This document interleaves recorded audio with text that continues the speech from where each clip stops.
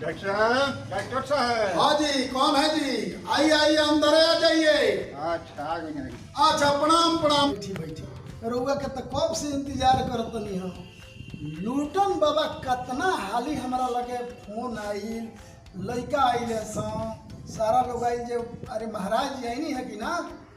हम जे बस बस रउआ इंतजारे हम करत नहीं। तो और सब ठीक बा? सब ठीक बा महाराज, हमारो लगे वहाँ के बार बार कितना हाली फोन करी। हाँ तो बैठी चलल जाला लूटन बाबा के लगे, पानी उनी पी ली ना पानी उनी पिए के छोड़ी देखी। चलल जाई पानी उनी पी के तब लूटन बाबा लगे चलिए। ना ना पानी उनी पिए के छोड़ी देखी, बाहर के दिन बा, सगरो रास्ता खराब बा, कैसे कैसे हम गाड़ी लेके अइनी हम भी जान चली। और हमरा गाड़ी छुए के मन नहीं करता, अपन मोटरसाइकिल निकाली कैसे गाँव में चले के बा। हाँ चले वहाँ के प्यार को ठीक बा, लूटन बाबा के लगे चली। पहले रउए काम कर दी, हाँ चली ओकरा बादे मतलब कि मोटरसाइकिल निकाली गाँव में चले एकदम हम चलत।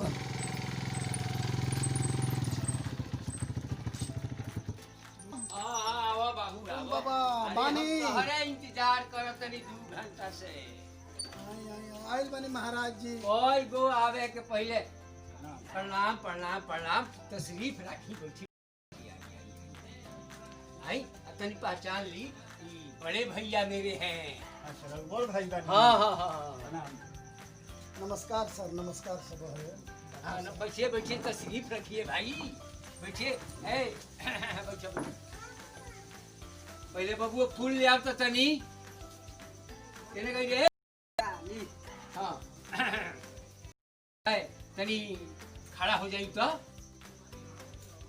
ओम लग तनी और आगे बढ़ जाई महाराज। ओम लक्ष्मी कांतम सदा वसंते रवीन्द्रम ओम लक्ष्मी कांते एवं नमः सतम। हाँ हाँ हाँ ले जा बबुआ फूल, तनी पानी वानी पिए के ले आओ। हाँ बानी बानी बानी महाराज। ना ना हम तो बोलले बानी महाराज जी से रउआ लोग के दर्शन करा देंगे रउआ खातिर। अरे लड़का खातिर यहाँ के हम 3 घंटा से जो हतनी। अच्छा अच्छा, तो हमरा यहाँ आवे के पहले 20 गो चुकल ना थोड़े देर ना की तो कौन सी।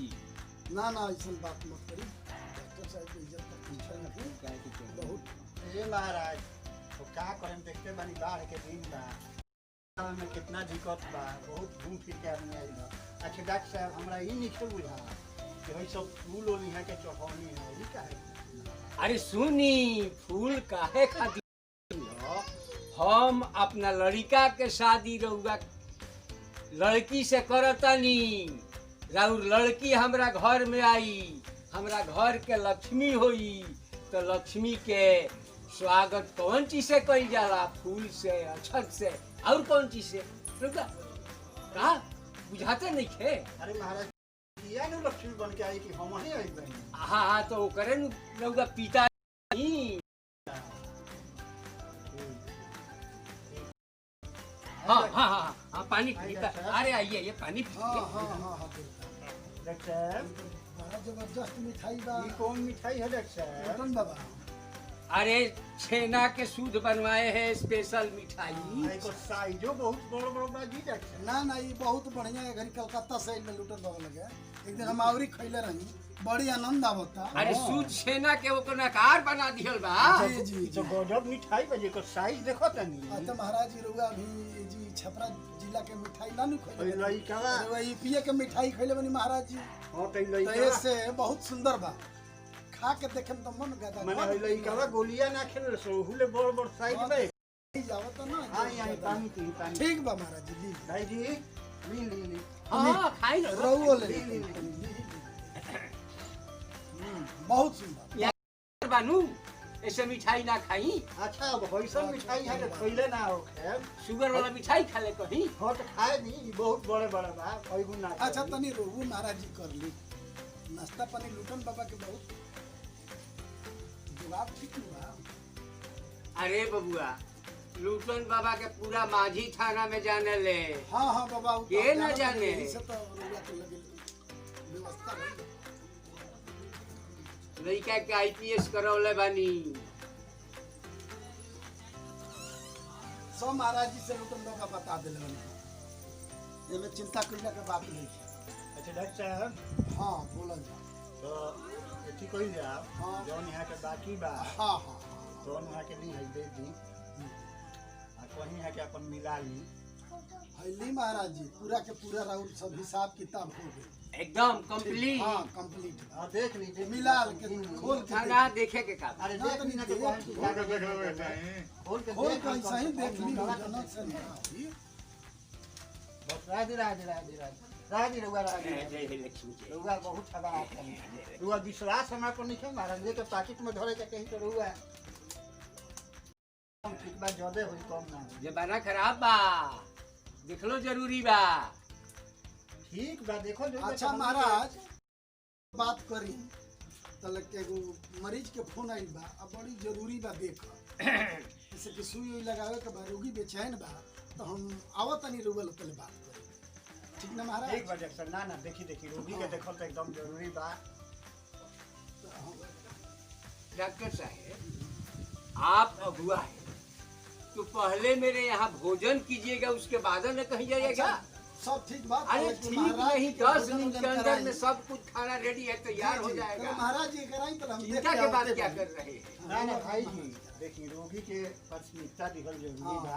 कोरोना काल चलता। अरे 10 मिनट में खाना रेडी है, आपके पास आ जाएगा, खा के जाइएगा। अरे ठीक बा तो यहाँ के देख के आ जाए देख लेते नहीं मान लीजिए हाँ महाराज जी हमरो के देख अच्छा, ले ठीक लुटन बा। बाबा हाँ, देख आ ओकरा बाद हम आवते बानी तो महाराज ठीक बा, जी के खाना वाना खिलाई ठीक बा, फिर हम आइए जाता नहीं देख एगरी तो मोबाइल के जुग बता नहीं अच्छा डॉक्टर साहब तनी लेट हो कोई हुआ में तो हम निकल जाए हमरो रोके के निकल हमरो बहुत काम बा रास्ता बहुत अच्छा अच्छा ठीक बा जब ना तो हम रुआ गाड़ी हाँ, को हम पहुंचा भी भोजन- देव हम भोजन कोनो करके चिं- निकलिए जी जी जाए। कोनो चिंता कइला के बात नहीं। ठीक बा डॉक्टर ठीक बा साहब।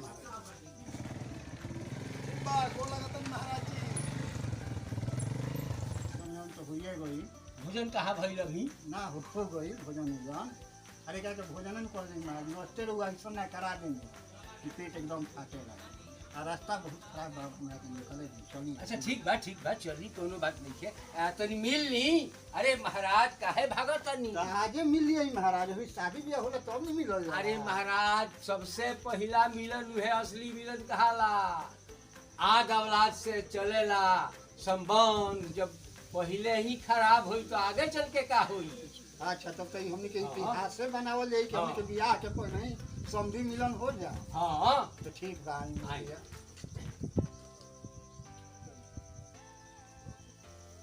ठीक बा चल चल हाँ चल। प्रणाम।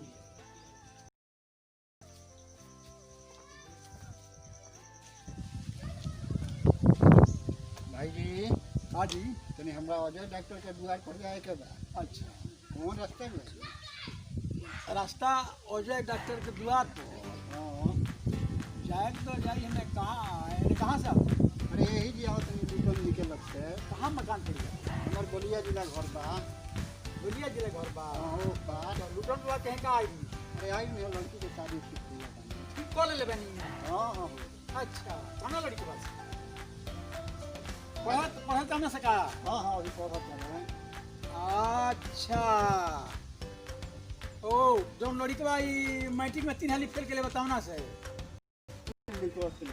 अरे महाराज तो 3 हाली फेल के लिए तो कौन बड़का भारी बात बा महाराज ध्यान से दिखाओ बैठी हाँ ध्यान से हमरा गांव के बात बा हमरा पटीदारी के बात बा हम कौन चीज नहीं जानत महाराज लड़का 3 हाली मैट्रिक में फेल तो 3 हाली फेल करे से कौन बड़का भारी बात हम तो देखले मैं लड़का को 5 हाली फेल करला सो हाँ पता नहीं मलावरी कुछ कौन अरे 3 हाली फेल का कहले महाराज मेरा फेल ना कहले माने कि अगर के सोची के अगर के रोथल गई बा क्लास में 3 साल से एक खातिर मानी के जावना मकान के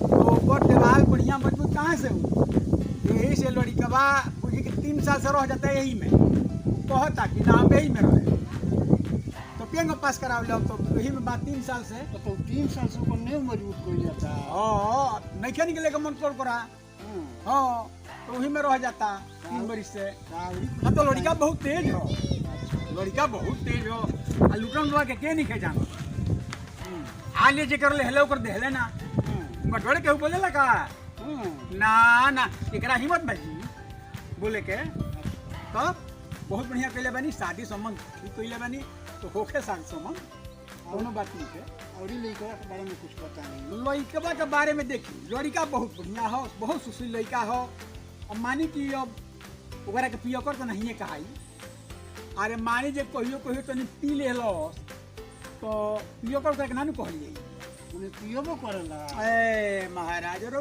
गजब बनी त का पानी पी ले लस तो ए मैं तो पिए रे कुछ रो बिहार में दारू बंद तो पैरवी बा हमर सोर्स बा लइका के खेला मत बुझी।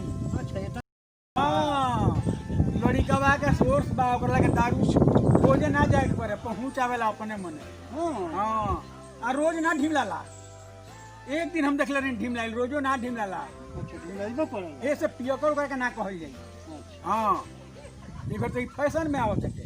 अच्छा तो रउआ शादी संबंध कइले बानी ठीक बहुत बढ़िया के बात बाटे हमारा परिवारिये के बात बाटे हम कहे फिर वह खूब धूमधाम से करी।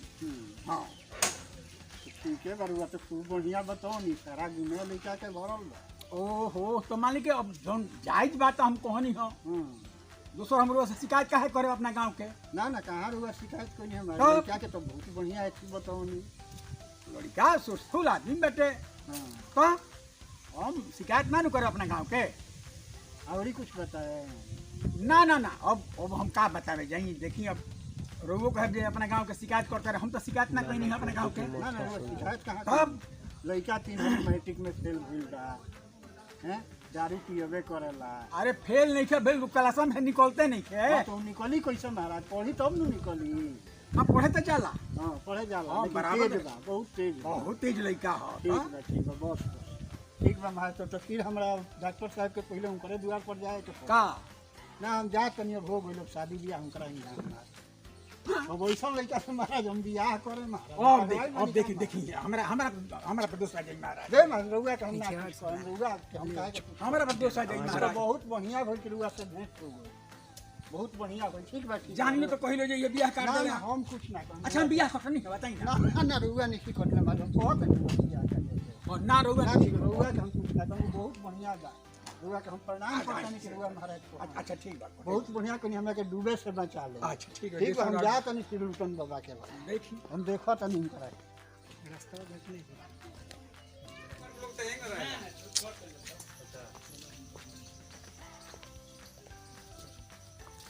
अरे का महाराज गईनी चलनी बड़ा जल्दी का बात हो। अब पूछते बानी अभी पूछते बानी काहे आ गईनी। हाँ काहे न पूछे पूछे के तो बातें बा।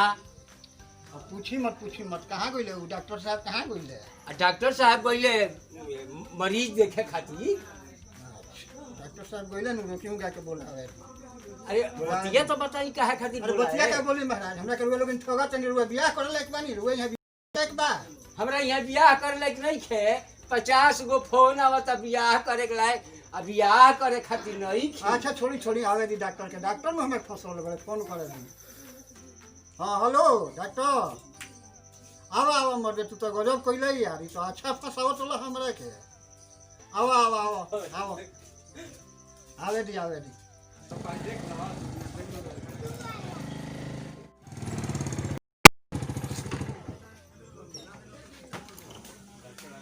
हम महाराज जी सब क्लियर हो गई नो। आई यानी खूब बढ़िया की आए ना बैठी आई बैठी। अब का बात हो गई। बात है का डॉक्टर साहब रुआ तो बहुत बढ़िया घर में हमार संबंध लगाओ तनी। हाँ तो का दिक्कत इनकर लूटन नाम बाई तो एकदम लूटकर बारे महाराज। कैसे लूटा कर अरे महाराज उतना पैसा रुआ दिवा देनी आ लड़का 3 हाली मैट्रिक में एकरा तेगुना लोग देवे खातिर तैयार बा दिवा देले। वही लड़का के जोन 3 हाली मैट्रिक में लगातार फेल हो गई। मैट्रिक में फेल भइल बा। मैट्रिक में फेल नहीं कर रही। हाँ बताइए, फर्स्ट क्लास से पता आईपीएस ना तो हम ना जानतर नहीं मैट्रिक महाराज जी। में उहे ले महाराज उहे ले बा लड़का दारू पियता बिहार में। महाराज लड़का दारू भी पियता जबकि रुआ बिहार में दारू बंद बा मैट्रिक में 3 बार फेल हो बा ओकर कौन गुण से उबा की अरे वो देखनी हो ओकरा के दारू पियत कहाँ दारू पियता। माने हमें जी रहेला है कि देखत है कि रहत है उनु देखले बा महाराज। तो ई रउआ- तू तो दी हमर पैसा दी महाराज। पैसा दी बाबा ले देश ना। हे डॉक्टर साहब, देख ली ना ना राउर बियाह नहीं क्या हम करे मारे जो नहीं का बियाह करे पता लगा नहीं ऐसा तो कोनो बात ना रहा। पता लगे सब बाकी बात थोड़ी थोड़ी तो अब का कहीं भगवान के दया रुआ चल गई है इलाज करावे। हाँ इलाज करे लगनी होने जाके चले एक आदमी भेटा गई रास्ता में हमरा खातिर भगवान अच्छा अच्छा कि सारा बात लड़का के विषय में विस्तार से माने कोनो गुण तो के ए लुटन बाबा ऐसा ऐसा लोग बा बियाह कटो लोग बा काई। बियाह कटवा नहीं खे महाराज हमरा हाँ। खातिर भगवान बा। अच्छा तो का करे के चाहिए? अरे कुछ नहीं खे हमर पैसा दिवाई पैसा ना जे घेमड़ा दी ए पैसा दिवाई महाराज हो जाए पैसा। बैठाई महाराज अच्छा, बैठो। पैसा ले पैसा बैठी। ले पैसा ले पैसा ले पैसा देखो तनी पैसा नहीं है पैसा ले ए लुटन बाबा आई जो बैठी पैसा बैठी साहब बैठी डॉक्टर साहब जब हम दुआर पैसा इससे तू भेंट करौला अच्छा अच्छा बोलो बोलो भी बोला के ले आवत बुलाओ, ए लुटन बाबा आई तनी हिसाब किताब अरे हिसाब किताब का करे हिसाब किताब करे महाराज है नहीं आई है कहीं ना कहीं रउआ जब सबसे पहिले हाँ। सबसे पहिले दुआर पहिन है तो रउआ हमरा पर फूल बरसौनी है हाँ है फूल बरसौनी है तबे हमरा बुझाइल का कि रउआ बुझाई फूल का बरसौनी है तब के फूल बरसा के पैसा लेके काटा तन पैसा तो हां हां पैसा तो रखी पैसा अरे हां पैसा अरे रखी पैसा ले पैसा तो चले पैसा अरे हो पैसा ले पैसा पैसा हाला क्यों हो रहा है जी? हाला क्यों हो रहा है? हाला क्यों हो रहा है बताइए पहले। अरे लुटन बाबा के लगे शादी करे के यहाँ के आइल बनी आ लेन देन बिगड़ गई बा पैसा के मामला बा यहाँ के दिया जाता हो जाई कोनो बात नहीं। हमें पता चला है कि लेन देन के लिए दहेज में लेन देन के लिए मारपीट हो रहा है अभी ना, उसी हो रहा है ना। हाँ हो रहा था लेकिन अब सब ठीक हो जाएगा। ना ना ना हजूर हम लोग दहेज काहे को नहीं देंगे। अरे सरकार तो सब मना कर दिया। अरे हमें पता चला है, फोन आया था मेरे पास कि दहेज के लेन देन के लिए मारपीट वहाँ हुआ है, इसलिए वो चला है। बोला अरे कोई अफवाह कर दिया तू ही ना बोलो हम का बोली तू बोला हम क्या बोली हैं बोलो लुटन बाबा तू कैसे पैसा दिया दे साहब चल का जी? जा ना तो अरेस्ट हो जाए के पड़ी। पकड़ दे पैसा रखा है, पकड़ दे निकाल पैसा दे।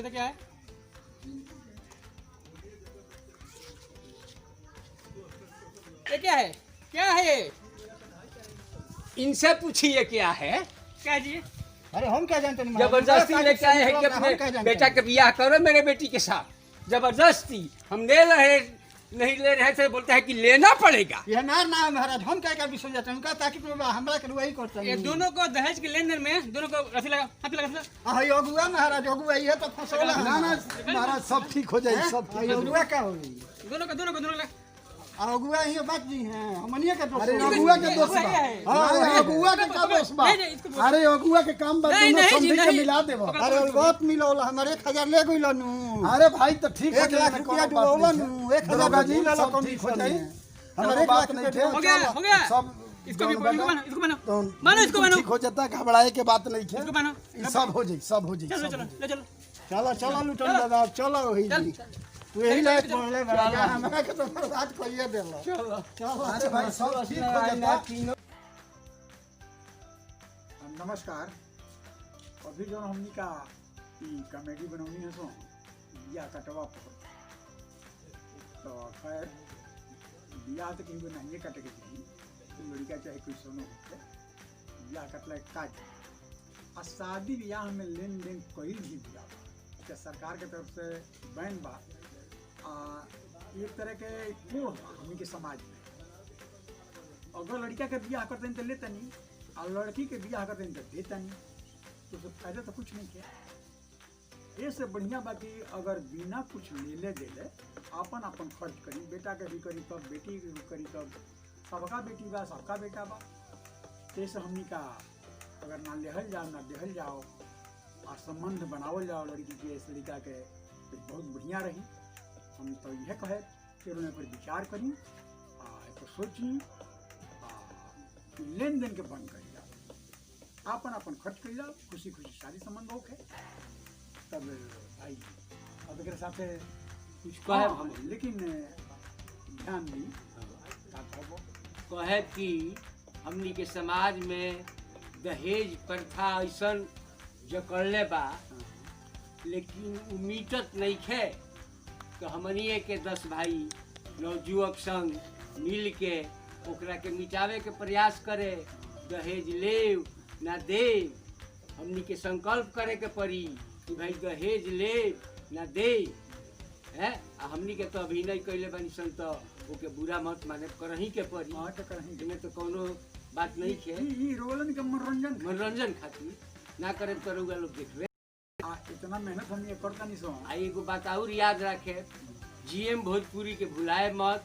कम से कम मोबाइल में एक बार अवश्य देखी, लाइक करी, सब्सक्राइब करी, कमेंट करी कि जौन हमनी में गलती बा बुराई बा ओके कमेंट के माध्यम से हमनी के दूर करी सन। जय हिंद, जय भारत। हाँ एगो और बात बा, कहीं खाली लड़के वाला के दोष नहीं थे, लड़की वाला के भी दोष बा। देखबे कनी कि दोनों हाँ, आदमी के जेल हो गई, तो हमनी के 10 बरिस के जेल काट के आइल बनी सन। रउआ लोग नहीं सुन, गलती मत करें, ठीक बा। यही के साथ रउआ लोग के जय और हिंद, कहीं जय बात भारत। हमनी के जब इतना मेहनत करता नहीं सो, तो मान ली कि मेहनत के मजदूरी होला, कम से कम रोल लाइक तो करी, सब्सक्राइब करी, अगर संभव होके तो कमेंट जरूर करी। इससे विजय भारती के कमेंट बराबर आवेला। हल्की कमेंट भी पढ़ले बनी, सजेशन बहुत बढ़िया बा, लेकिन जरा समझ में जो ना कमेंट करेला करे के चाहिए। और में एक पैसा खर्चो नहीं है लाइक और सब्सक्राइब करे में, लोग खाली उंगली से दबा दबा देला। देला।